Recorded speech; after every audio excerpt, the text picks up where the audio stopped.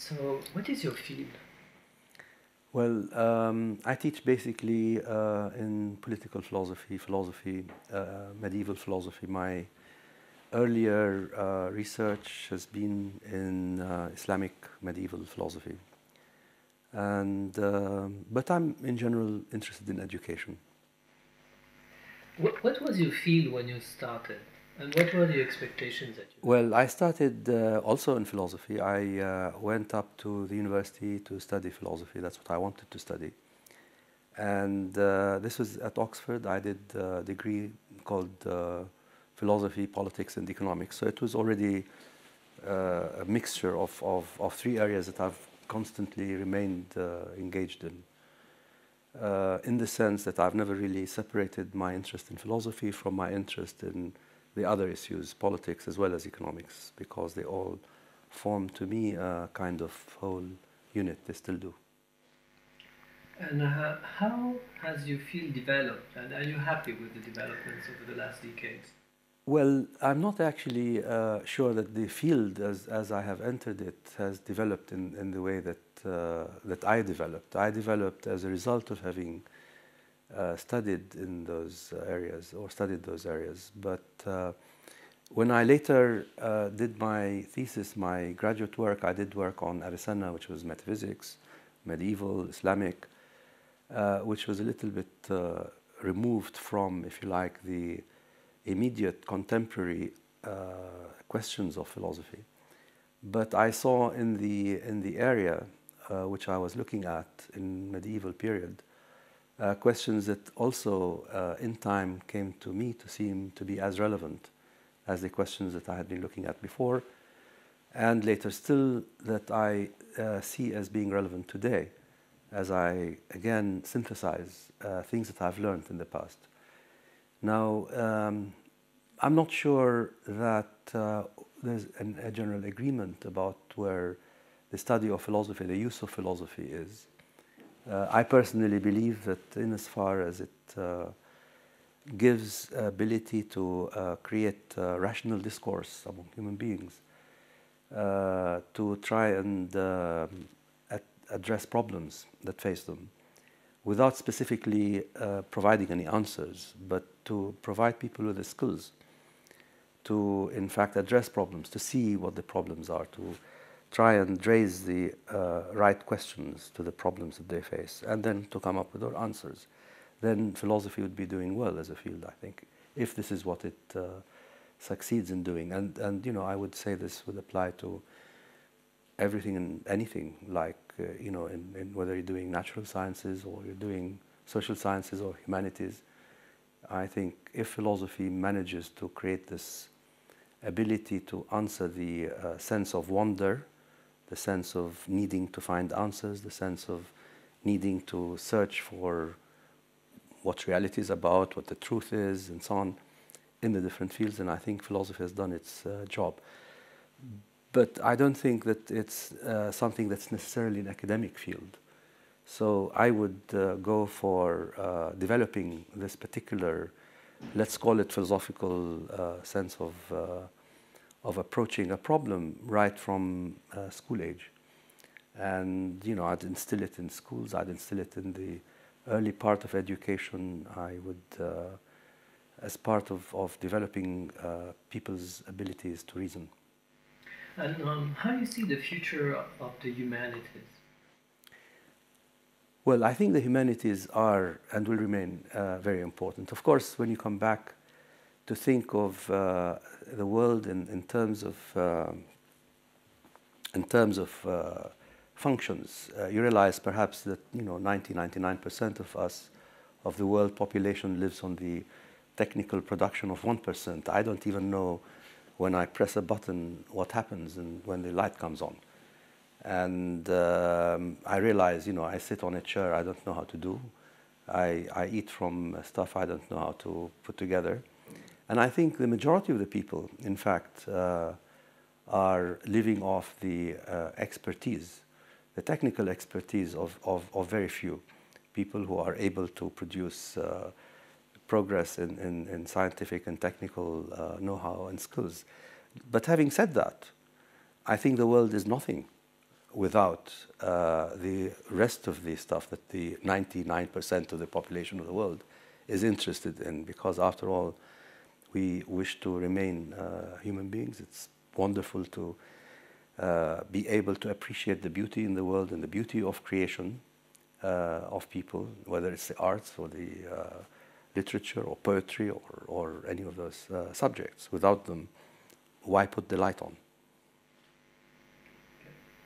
And so you have an interest in education, and as an academic, how would you picture the role of academia today, and how do you see the role of academia in the future? Well,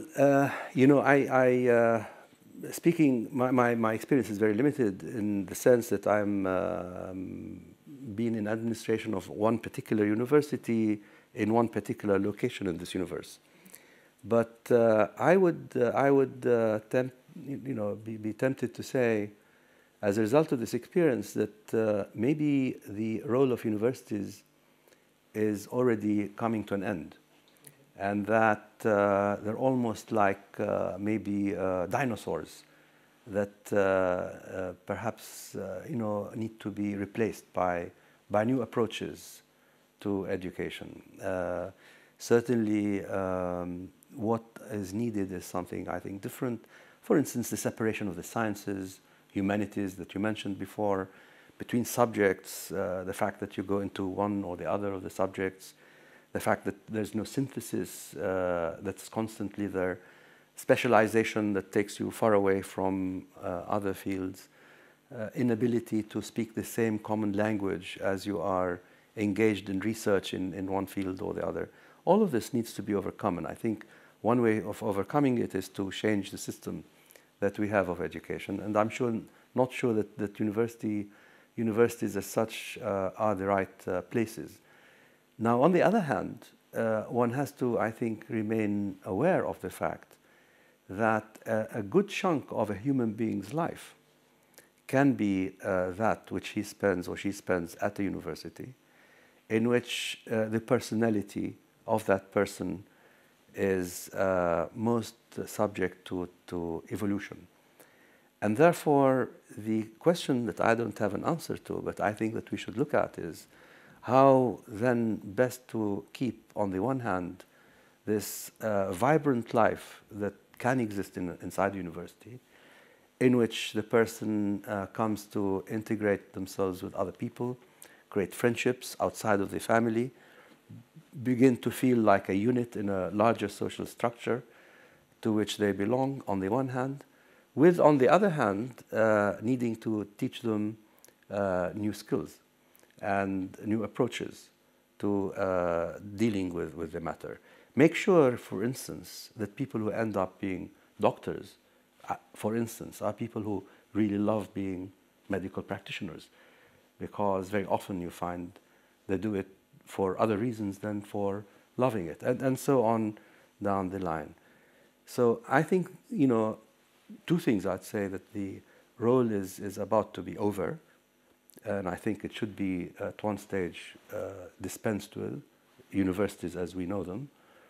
And secondly, therefore, the question is how to maintain the ability to, once again, to provide the human being, the growing youth, with this kind of experience that they now can get at universities, with, on the other hand, the ability to become productive in developing their societies. And by being productive, I mean at every level, whether it's skills or it's painting or playing music.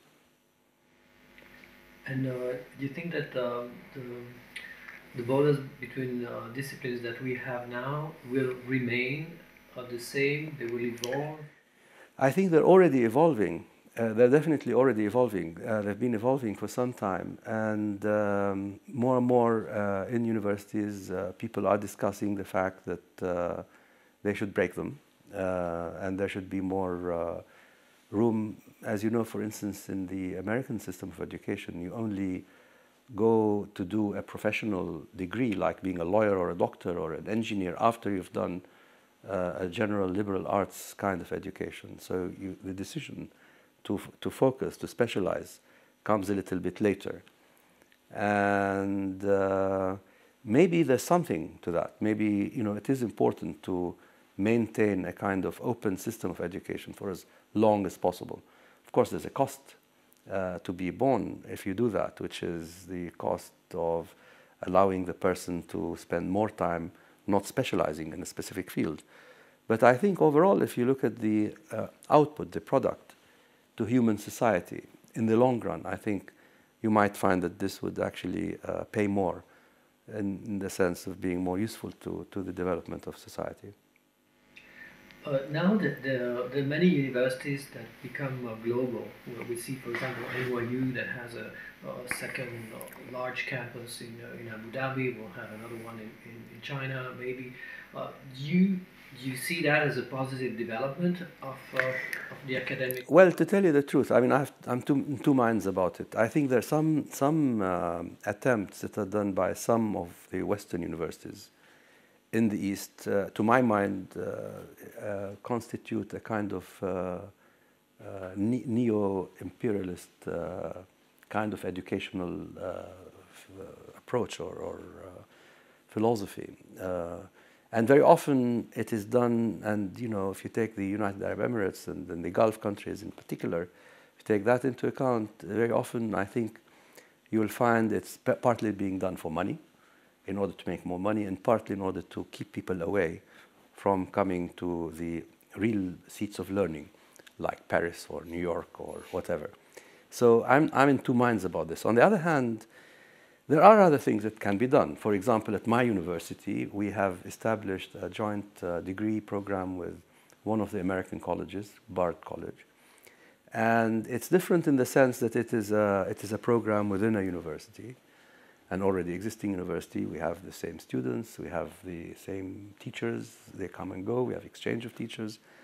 And so it's much more done on a parity kind of, and not with an eye for making loads of money out of it.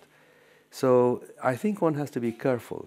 Now the second thing to be said is that, you know, if you get somebody, say in some city or country that has never left it, who is suddenly enabled through the programs that you have mentioned to attend a campus that's been imported from some advanced country like France, or like UK or US, expecting that person then at the end of the day to come out with a degree comparable to the kind of education that they get with the same degree in the home country of that university, then you're absolutely wrong, because that person will have only gotten a very thin slice of the education, in spite of the fact that it has or carries the same degree.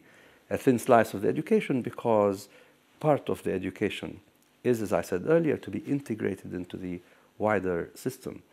And if you want to be educated, say at the Sciences Po, I think you have to come to the Sciences Po and be part of the Sciences Po and live the life of people living in the Sciences Po for however long it takes, ideally. Or, you know, if to go to the European experience, you want to do some kind of exchanges, well, you can do them in the way that, for instance, they're being done now with Erasmus Mundus and other programs where there are student exchanges, professors exchanges.